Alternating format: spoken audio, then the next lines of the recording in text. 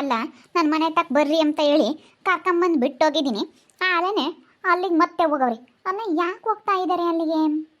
ಓ ಏನೋ ಇರೋದಕ್ಕೇನೆ ಅವಳು ಹೊಲ್ಕಿಸ್ಕೊಂಡು ಮಾತಾಡ್ತಾ ಇರ್ತಾಳಲ್ಲ, ಅದಕ್ಕೆ ಹೋಗೋದು ಯಾವಾಗಲೂ ಅಲ್ಲಿಗೆ. ಅಲ್ಲಿಗೆ ಹೋಗ್ಬೇಡ್ರಿ ಅಂತೀನಿ. ಬಾಡಿಗೆ ಕೊಟ್ಟಿದ್ದಿರ್ತಾನೆ, ಬೇರೆಯವ್ರು ಯಾರಾದರೂ ಬಂದಿದ್ರೆ ಹಂಗೆ ಹೋಗ್ತಿದ್ರಾ? ಯಾವಾಗಲೂ ಅಲ್ಲಿ 24 ಗಂಟೆ ಇರೋದೇನು ಅಂತ ಕೇಳ್ತೀನಿ. ಏನೇನು ಹಂಗೇನೆ ಅವಳೇನೇನು ಸೀಮೆ ಕಿಲ್ದವಳಾಗಿ ಅವಳೆ ಹಂಗೇನೆ. ಇಂಥವ್ರಿಗೆ ಮನೆ ಕೊಟ್ಟಿದ್ದೆ ತಪ್ಪು. ಇವಾಗ ನೋಡು, ಶಿವಣ್ಣನ ಬಾಳೆಲ್ಲ ಹಾಳಾಯಿತು. ಇವನು ಮದುವೆ ಆಗಿ ಇಲ್ಲಿ ಬಂದು ಕರ್ಕೊಂಬಂದು ಇಟ್ಕೊಂಡ್ಳು. ಆಮೇಲೆ ಇವಳು ಇನ್ನೂ ಎಷ್ಟು ಜನಕ್ಕೆ ಮೋಸ ಮಾಡಿದ್ದಾಳೆ, ಕಟ್ಕೊಂಗಣ್ಣಂಗೆ ಡೈವರ್ಸ್ ಕೊಟ್ಟು ಬಂದಿದ್ದಾಳೆ. ಆದ್ರೆ ಮತ್ತೇನೆ ಇವನು ಬೇರೆ ಮದುವೆ ಆಗಿದ್ದಾಳೆ. ಅಯ್ಯೋ, ಇಂಥ ತಾಟ್ಕಿತ್ತೆರ್ಗೆಲ್ಲ ಮನೆ ಕೊಟ್ಟರೆ ನಮ್ಮನೆ ಮರೆಯ ಗೌರವನೇ ಹೋಗೋದು.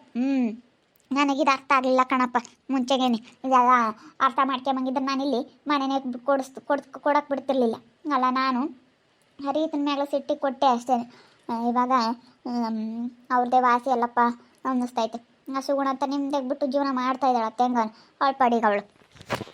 ಮತ್ತೆ ನಿಮ್ಮ ಮಗನ ಕರಿಯತ್ತೆ ಆ ಬಿಜಿರ್ ಮನೆ ಹತ್ರ ಇದ್ದಾರೆ ಅಲ್ಲ, ಅಲ್ಲಿಗೆ ಯಾಕೆ ಆಗ್ಲೆಲ್ಲ ಹೋಗ್ತಾರತ್ತೆ ಅವರು? ಸುಮ್ಮನೆ ಹೋಗಲ್ಲಿ ಕುತ್ಕೊಂಡು ಮಾತಾಡೋದು ಅಂಥದ್ದೇನಿರುತ್ತೆ ಅವ್ರ ಹತ್ರ ಮಾತಾಡೋದು ವಿಷಯ? ಬಿಡು, ಸುಮ್ಮನೆ ಹೋಗ್ತಾನೆ ಅವನು. ಇನ್ನೇನು ಏನು ಮಾತಾಡೋಕೆ ಹೋಗೋದಿಲ್ಲ, ಏನಿಲ್ಲ, ಸುಮ್ಮನೆ ಹೋಗ್ತಾನೆ ಬೇಜಾರ ಮನೆಗೆ. ಡಾಕ್ಟ್ರು 12 ದಿನ ರೆಸ್ಟ್ ತಗೊಳ್ರಿ ಅಂತ ಹೇಳವ್ರಂತೆ, ಇನ್ಫೆಕ್ಷನ್ ಆಗೈತಂತೆ, ಅದಕ್ಕೆ ರೆಸ್ಟ್ ತಗೊಳ್ರಿ ಅಂತ ಹೇಳವ್ರಂತೆ. ಅದಕ್ಕೆ ಒಂದು ವಾರ ಹೋಗಲ್ಲ ಕೆಲಸಕ್ಕೆ. ಅದಕ್ಕೆ ಅಂತ ಬೇಜಾರಲ್ಲ, ಸುಮ್ಮನೆ ಕೂತ್ಕೊಂಡು ಮಾತಾಡ್ತಾನೆ. ಎಂತರ್ಗೂ ಬೇಜಾರ, ಏನು ಕೆಲಸ ಇಲ್ಲ, ಏನೂ ಈಗ ಬಿಗಿಯಾಗೇನು ಕೆಲಸ ಇಲ್ಲ, ಏನು ಬೇರೆ ಮಾಡೋದಕ್ಕಾಗೋದಿಲ್ಲ ಅನ್ಬೇಕಾದ್ರೆ ಬೇಜಾರಕ್ಕೆ ಹೋಗ್ತಾರೆ. ನೀನು ಅದೇ ಒಂದು ಅವ್ರಿಗೆ ಯಾಕೆ ಅಲ್ಗೆ ಹೋಗ್ತಾರೆ ಅಂತಂದರೆ ಅದನ್ನೇ ಒಂದು ತಪ್ಪಾಗಿ ತಿಳ್ಕೊಂಡ್ರೆ ಆಗುತ್ತೆ. ಸುಮ್ಕಿರತ್ತೆ. ಅವಾಗ ಹಿಂಗೆ ಮಾಡಿ ನೀನು ಆ ರೀತನ ಹತ್ರ ಹೋಗಿ ಹೋಗಿ ಹೋಗಿ ಮತ್ತೆ ಅವಾಗ ನಮ್ಮನೆ ಮರ್ಯಾದೆ ಎಲ್ಲ ಹೋಗಿದ್ದು. ಬಂಟಿ ಬಾವ ರೀತಾಕ್ಕನ ಮದುವೆ ಆಗಂಗಾಗಿದ್ದು. ಮತ್ತೆ ಯಾಕೆ ಬೇಕಪ್ಪ, ಭಯ ಆಗುತ್ತೆ. ಇವಳು ವಿಜಿ ಒಳ್ಳೆಯವಳಲ್ಲ. ಅವನು ವರ್ಷ ಇವತ್ತು ಯಾಕೆ ಅವಳನ್ನ ಮದುವೆ ಆಗಿದ್ದಾನೆ ಅಂತಂದರೆ ಅವಳಿಗೆ ಮಕ್ಕಳಾಗಲ್ವಂತೆ ಸುಗುಣಿಗೆ.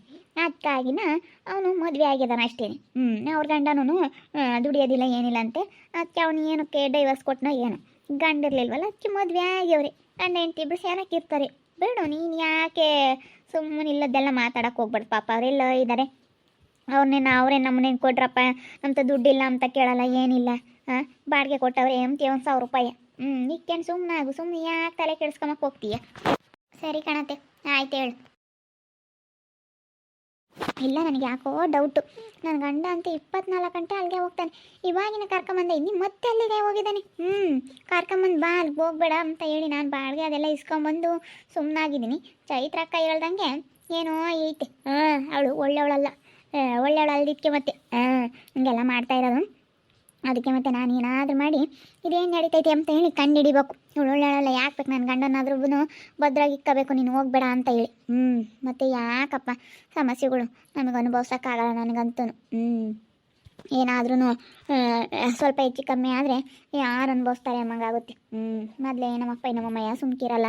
ಅವರು ನೀನು ಹೇಳ್ದಂಗೆ ಕೇಳ್ಕೊಂಡಿರ್ಬೇಕಣಮ್ಮ, ನಿಮ್ಮ ಅತ್ತೆ ಮಾಮ ಹೇಳ್ದಂಗೆ ಕೇಳ್ಕೊಂಡಿರ್ಬೇಕು ಅಂತ ಹೇಳ್ತಾರೆ. ಏನು ಮಾಡ್ಬೇಕಂತ ಗೊತ್ತಾಗ್ತಿಲ್ಲ ನನಗಂತೂ. ಇವ್ರು ನೋಡಿದ್ರೆ ಹಿಂಗೆ ಮಾಡ್ತಾ ಇದ್ದಾರೆ, ಏನು ಹೇಳಿದ್ರು ಕೇಳ್ತಾ ಇಲ್ಲ. ಹೋಗ್ತೀನಿ ತಡಿಯೋದಿಲ್ಲ, ಏನು ಮಾಡ್ತಾರೆ ನೋಡೋಣ. ಹೋಗಿ ಸುಮ್ಮನೆ ಸೈಲೆಂಟಾಗಿ ಕಂಡುಹಿಡಿಬೇಕು. ಅಷ್ಟು ಗಲಾಟೆ ಮಾಡಬಾರ್ದು, ಸುಮ್ಮನೆ ರೇಗಾಡಬಾರ್ದು. ಯಾವಾಗ ಸಿಟ್ಟು ಮಾಡ್ಕೊಂತಾಳಪ್ಪ ಅಂತ ಅಂಬೋದು ಬೇಡ.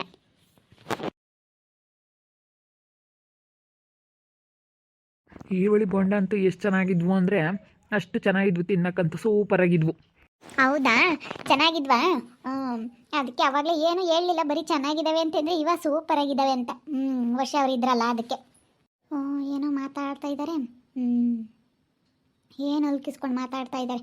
ಚೈತ್ರಕ್ಕ ಹೇಳಿದ್ದು ಸರಿಯಪ್ಪ, ನಾನು ಎಚ್ಚರಿಕೆ ತಗೊಂಡಿಲ್ಲ ಅಂತಂದರೆ ನನ್ನ ಜೀವನ ಹಾಳಾಗುತ್ತೆ. ಅಲ್ಲ ಅಲ್ಕಿಸ್ಕೊಂಡು ಈರುಳ್ಳಿ ಬೋಂಡ ಚೆನ್ನಾಗಿದ್ದಾವೆ ಅಂತ ಹೇಳ್ತಾ ಇದ್ದಾನೆ. ಹೇಳಿ ಇದನ್ನೆಲ್ಲನ ವರ್ಷನಿಗೆ ಕಾರ ತೋರಿಸಿ ಇವ್ರ ಬಂಡವಾಳ ಎಲ್ಲ ಬಯಲು ಮಾಡ್ತೀನಿ. ಮಾತಾಡ್ರಿ. ನಿಮ್ಮ ಬಂಡವಾಳ ಬಯಲು ಮಾಡಲಿಲ್ಲ ಅಂತಂದರೆ ನನ್ನ ಹೆಸರು ಶ್ವೇತಾ ಅಂತ ಕರಿಬೇಡ್ರಿ. ನೋಡ್ತೀರಿ. ನಾನು ಏನಾದರೂ ಮಾಡಲಿ ಎಲ್ಲರೂ ಹಾಗೆ ಹೇಳ್ತಾರೆ. ತುಂಬ ಚೆನ್ನಾಗೈತೆ, ತುಂಬ ಚೆನ್ನಾಗಿತ್ತು. ವರ್ಷ ಅವರು ಹಂಗೇನೆ ಈರುಳ್ಳಿ ಬಂಡೆ ಎಷ್ಟು ಚೆನ್ನಾಗಿದ್ದಾವೆ. ಅವಳು ಸುಗುಣ ಮಾಡಾಳಂತೆ, ಬೆಂದೇ ಇರ್ತಿರ್ಲಿಲ್ಲಂತೆ ಒಳಗಡೆ.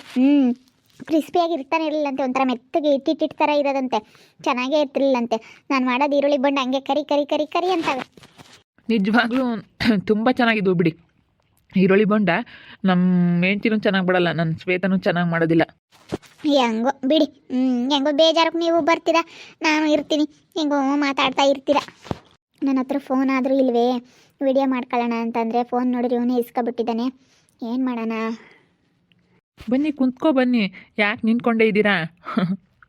ಅಲ್ಲ, ನೀವು ಜಾಸ್ತಿ ಇಲ್ಲಿಗೆ ಬರೋದು ನೋಡಿದ್ರೆ ನಿಮ್ಮ ಹೆಂಡ್ತಿ ಏನು ತಿಳ್ಕೊತಾಳೋ ಏನೋ, ಏನು ಮಾತಾಡ್ತಾಳೋ ಏನೋ. ಸುಮ್ಮನೆ ನನ್ನ ಹೆಂಡ್ತಿ ಬಗ್ಗೆ ನೀವು ತಲೆನೇ ಕೆಡಿಸ್ಕೊಂಬಕ್ಕೆ ಹೋಗ್ಬಿಡ್ರಿ. ನಾಳೆ ನಮ್ಮ ಹೆಂಡ್ತಿ ಬಗ್ಗೆ ಬಿಟ್ಟಾಕಿ ಎಷ್ಟು ದಿನ ಆಯಿತು. ಅವಳಿಗೆ ಅವೆಲ್ಲ ಗೊತ್ತಾಗಲ್ಲ, ಅವಳಿಗೆ ಏನು ಗೊತ್ತಾಗಲ್ಲ. ಇವಾಗ ಸುಮ್ಮನಿರಿ, ಯಾಕೆ ಅವಳು ಹಂಗೇನೆ ಬರೀ ಸಿಟ್ಟಾಗ್ತಿರ್ತಾಳೆ ಅಷ್ಟೇ, ಅವಳಿಗೆ ಗೊತ್ತಾಗಲ್ಲ ಏನೂ. ಅವಳ ಬಗ್ಗೆ ತಲೆ ಕೆಡಿಸ್ಕೊಬೇಡ್ರಿ ನೀವು. ಅಯ್ಯೋ ಮನೆ ಮುಂಡೆ, ಎಂಥ ಕೆಲಸ ಮಾಡ್ತಾ ಇದೆಯೇ?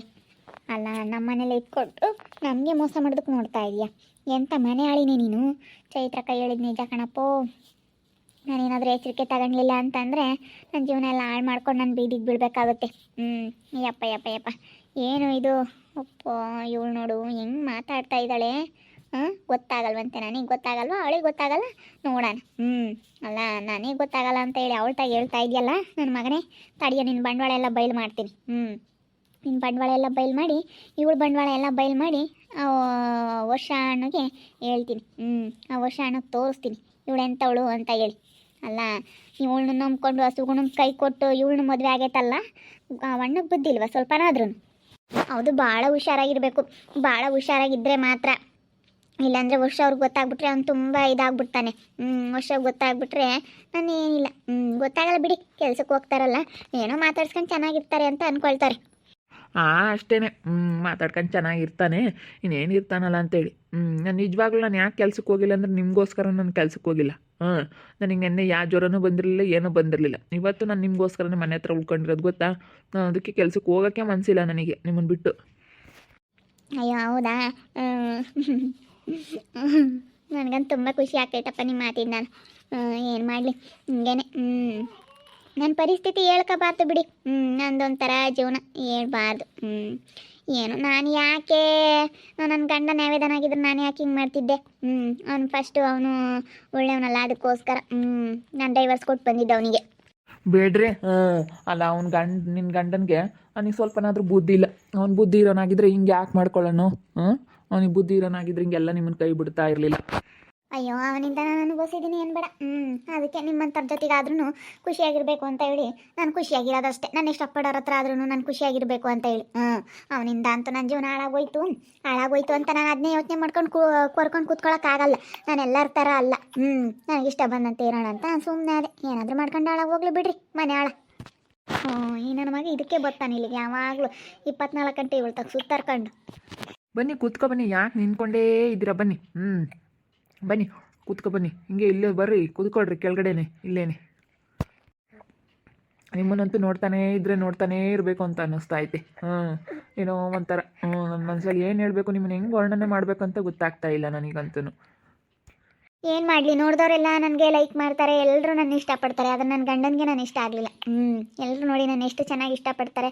ಅವನೊಬ್ಬ ಮುಟ್ಟಾಳ, ಬರ್ರಿ ಆ ಮುಟ್ಟಾಳನ ಬಗ್ಗೆ ತಲೆ ಕೆಡಿಸ್ಕೊಬೇಡ್ರಿ. ಅವನು ಮುಟ್ಟಾಳ, ಮುಟ್ಟಾಳ, ಅವನು ಮುಟ್ಟಾಳ ಅಲ್ಲ, ಮುಟ್ಟಾಳ. ಮತ್ತೆ ಸರಿಯಾಗಿ ಹೇಳಿದ್ರಿ ಬಿಡಿ ನನ್ನ ಗಂಡನಿಗೆ. ಈ ವಿಷಯ ಏನಾದರೂ ಮಾಡಿ ಯಾರಿಗಾದ್ರೂ ಹೇಳಿ ಇದನ್ನ ಎಲ್ಲ ಬೈಲಿಗೆ ಎಳಿಬೇಕು ಇವಳನ್ನ. ಹೇಳೋದು ನಮ್ಮ ಅತ್ತೆನೂ ಕೇಳಲ್ಲ, ನಮ್ಮ ಮಾವನೂ ಕೇಳಲ್ಲ, ಇವನು ಕೇಳಲ್ಲ. ಹಿಂಗೆಲ್ಲ ಆಟ ಆಡ್ತಾ ಇದ್ದಾನೆ. ನನಗೆ ಚೈತ್ರಕ್ಕ ಹೇಳೋತ್ತಿಗೆ ಗೊತ್ತಾಯ್ತು, ಇಲ್ಲಾಂದ್ರೆ ನಾನೆಲ್ಲ ನನ್ನ ಜೀವನ ಹಾಳು ಮಾಡ್ಕೊಂಡು ಇವತ್ತು ನಾನು ಬೀದಿಗೆ ಬಿಡಬೇಕಾಗಿತ್ತು. ಹೆಂಗೋ ಸಡನ್ನಾಗಿ ಬೇಗ ನಾನು ಅರ್ತ್ಕೊಬಿಟ್ಟೆ, ಸಡನ್ನಾಗಿ ಬೇಗ ಗೆಸ್ ಮಾಡಿದೆ. ಹೆಂಗೋ ಚೈತ್ರ ಅಕ್ಕನೂ ನನಗೆ ಹೇಳ್ಬಿಡ್ತು. ನಿಜವಾಗ್ಲೂ ಅಕ್ಕ ಹೇಳಿದ್ರೆ ನನಗೆ ಗೊತ್ತಾಗ್ತಾ ಇರಲಿಲ್ಲ. ಒಳ್ಳೆಯವಳು ಅಂತ ಅಂದ್ಕೊಂಡಿದ್ದೆ, ಇವಳಿಂತ ಮಿಟುಕ್ಲಾಡಿ ಅಂತ ಗೊತ್ತಿರಲಿಲ್ಲ ನನಗೆ. ನನ್ನ ಗಂಡ ಯಾಕಿಲ್ಲಿ ಯಾವಾಗಲೂ 24 ಗಂಟೆ ಇರ್ತಾನೆ ಅಂತ ಇವಾಗ ಗೊತ್ತಾಗ್ತೈತೆ ನನಗೆ. ನನ್ನ ಗಂಡನ ನಮ್ಮ ಮೇಲೂ ಅಲೆ ಕಣ್ಣಾಕ್ಬಿಟ್ಟಿದ್ದಾಳೆ. ನನ್ನ ಗಂಡನೂ ಯಾವಾಗಲೂ ಇಲ್ಲೇ ಇರಬೇಕು ಅಂತ ಹೇಳಿ ಅವಳ ಬಗ್ಗೆನೇ ಯೋಚನೆ ಮಾಡ್ಕೊಂಡು ಯಾವಾಗಲೂ ಇಲ್ಲೇ ಇರೋದಕ್ಕೆ ಬರ್ತಾ ಇದ್ದಾನೆ ನನ್ನ ಗಂಡ. ಅದಕ್ಕೇನೆ ಸುಮ್ಮನೆ ನಾಟಕ ಆಡ್ಕೊಂಡು ಹೇಳ್ತಾ ಮಾತಾಡ್ಕೊಂಡು ಅಲ್ಲಿ ಕಿಸ್ಕೊಂಡು ಕೂತ್ಕೊಳ್ಳೋಕ್ಕಾಗಿನ ಹೋಗಿಲ್ಲ. ಇದನ್ನೆಲ್ಲ ಆ ವರ್ಷಣ್ಣಗೆ ನಾನೆಲ್ಲ ಹೇಳ್ತೀನಿ. ವರ್ಷಣ್ಣ ನೀನು ಹಿಂಗೆ ಬಿಟ್ಟು ಹೋಗ್ಬೇಡ, ನೋಡು ಹಿಂಗೆಲ್ಲ ಆಗ್ತೈತೆ, ನೀನು ಸುಗುಣಕ್ಕೋಗೆ ಮೋಸ ಮಾಡಿ ಬಂದಿದ್ದಕ್ಕೇನೆ ಇವತ್ತು ನೋಡು ಇವಳು ಎಂಥ ಕೆಲಸ ಮಾಡ್ತಾಳೆ, ಇವಳು ಉಳ್ಳೋಳಲ್ಲ, ಇವಳು ಬಿತ್ರಿ ಇವಳು ಅಂತ ಹೇಳ್ತೀನಿ. ಇವಳು ಒಂಥರ ATM ಇದ್ದಂಗೆ, ಯಾರು ಬೇಕಾದ್ರೂ ಡ್ರಾ ಮಾಡ್ಕೋಬೋದು, ಇವಳು ಸರಿ ಇಲ್ಲ ಇವಳು ಅಂತ ಹೇಳ್ತೀನಿ. ನೋಡ್ತಾ ಇರ್ರಿ, ನೆನನಾಗ್ಬೋದು ಅಂತ ಮುಂದಿನ ಭಾಗದಲ್ಲಿ ನೋಡ್ತಾ ಇರ್ರಿ. ಹಾಗೆ ವಿಡಿಯೋ ಬಗ್ಗೆ ನಿಮ್ಮ ಅಭಿಪ್ರಾಯನ ಕಮೆಂಟ್ ಮಾಡಿ ತಿಳಿಸಿ. ಹಾಗೆ ವಿಡಿಯೋ ಎಷ್ಟಾಗಿದ್ದರೆ ಲೈಕ್ ಮಾಡಿರಿ. ಇನ್ನೂ ನಮ್ಮ ಚಾನಲ್ನ ಯಾರು ಸಬ್ಸ್ಕ್ರೈಬ್ ಮಾಡ್ಕೊಂಡಿಲ್ಲ, ತಪ್ಪದೆ ಕೂಡಲೇ ಸಬ್ಸ್ಕ್ರೈಬ್ ಮಾಡ್ಕೊಳ್ಳಿ. ಹಾಗೆ ನಿಮ್ಮ ಸ್ನೇಹಿತರಿಗೆ ಎಲ್ರಿಗೂ ವಾಟ್ಸಪ್, ಫೇಸ್ಬುಕ್ ಮುಖಾಂತರ ವಿಡಿಯೋನ ಶೇರ್ ಮಾಡಿ. ಓಕೆ ವೀಕ್ಷಕರೇ, ಧನ್ಯವಾದಗಳು.